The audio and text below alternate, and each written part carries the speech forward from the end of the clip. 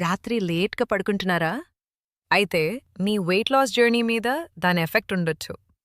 మొదటి విషయం, స్లీప్ తక్కువైతే ఆకలి ఎక్కువగా అనిపించొచ్చు. అందుకే అవసరం లేకపోయినా మళ్ళీ మళ్ళీ తినాలనిపించొచ్చు. రెండవ విషయం, టయర్డ్గా ఉన్నప్పుడు junk food cravings ఎక్కువవుతాయి.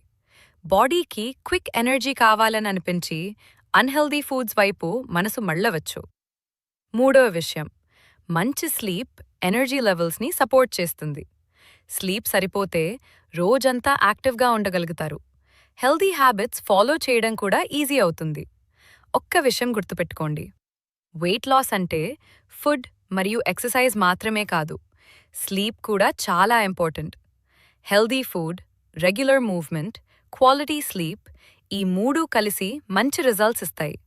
Small habits big రిజల్ట్స్కి దారితీస్తాయి. ఫ్రీ 3-డే వెయిట్ లాస్ ప్లాన్ కావాలంటే ప్లాన్ అని కామెంట్ చేయండి. ఇలాంటి హెల్దీ లైఫ్ స్టైల్ మరియు వెయిట్ లాస్ టిప్స్ కోసం ఫాలో చేయండి.